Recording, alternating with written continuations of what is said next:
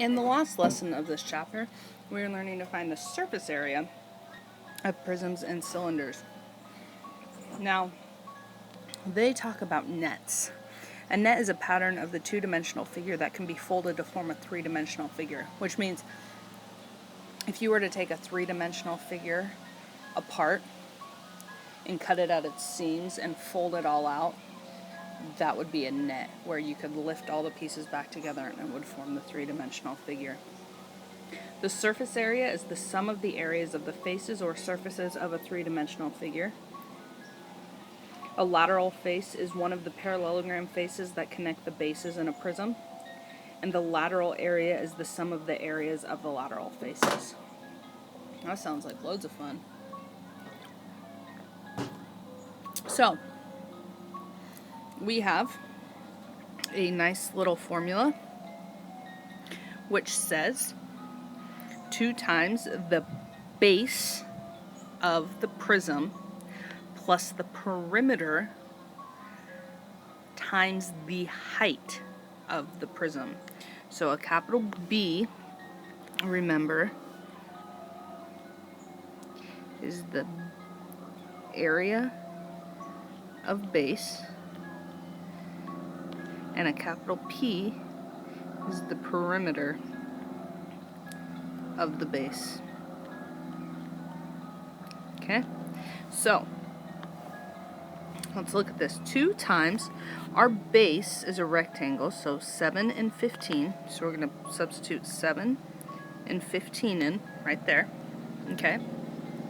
And then we have to find the perimeter of the base, which shows right here. There are 2 7s, so we're going to take 2 times 7 and get 14.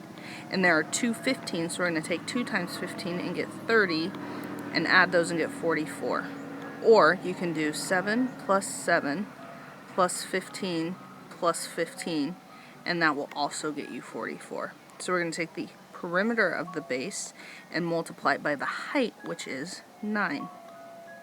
And then we're going to multiply. When we multiply 7 times 15, we get 210. And when we multiply 44 times 9, we get 396. And then we're going to add them together and get 606. So the surface area of the prism is 606 inches squared. So the lateral area is the second part. This is the lateral area when you take the perimeter times the height. Okay, so now we have another example. This next example is talking about the surface area of a cylinder using 3.14 for pi.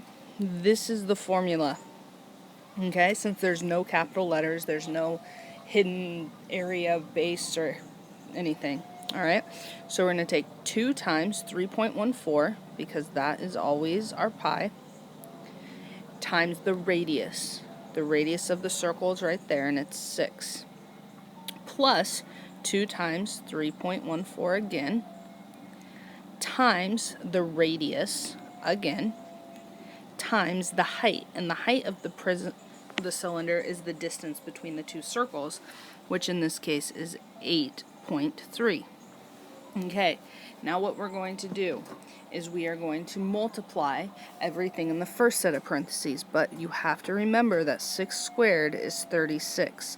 So you're doing 2 times 3.14 times 36, and you get 226.08. And then you are multiplying everything in the second set of parentheses. There's no square on that 6, so you just do 2 times 3.14 times 6 times 8.3 and get 312. Oops, I don't know what just happened there. 312.744. And then you can add those together and you get 538.824. But it says to round to the nearest tenth, so we're going to look at that 2, and that's going to keep that 8 at 8. So we're just at 538.8. So the surface area of the cylinder is about 538.8 feet squared. Okay, this next problem is going to take a lot of work. It's like a page and a half long. Oh man. So, the playhouse is a composite figure with a floor and no windows. What is the surface area of the playhouse? Man, that's a dark playhouse. The playhouse is a rectangular prism because the base or the bottom of it is a rectangle, just like a normal house, or most houses, I guess some are. And the top of it, where like the attic would be, is a triangular prism.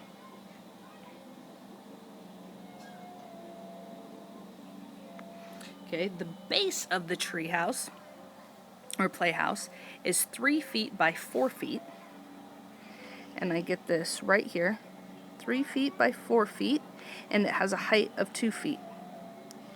The base of the roof is 3 feet by 4 feet because the base of the roof matches the base of the house, and its height is 2 feet. Now, we don't need this 2.5 feet because that's talking about the slanted part of the triangle, and the height is the triangle from the top point down to the base through the center of the triangle. So we don't even need those 2.5. So they're just there kind of to mess you up. They say to draw nets. I don't care about drawing nets. I say you just use the formula, make life a little bit easier. So the first thing we need to do is we need to find the surface area of the rectangular prism. So we have to find the area of the base. Remember, the area of the base, the length and width were 3 and 4. So we're going to multiply that together, plus the perimeter of the base times the height. Now, the perimeter of the base, we had 2 3s and we had 2 4s. 2 times 3 is 6, plus 2 times 4 is 8, and when you add those you get 14. So 14 times the height of the rectangle, which was 2. So we use only one base. 3 times 4 is 12. 14 times 2 is 28, and when you add those you get 40. Now we need to find the surface area of the triangular prism. But we have to subtract the area of the bottom of the triangular prism because the surface area is wanting the outside walls. It doesn't care about the inside.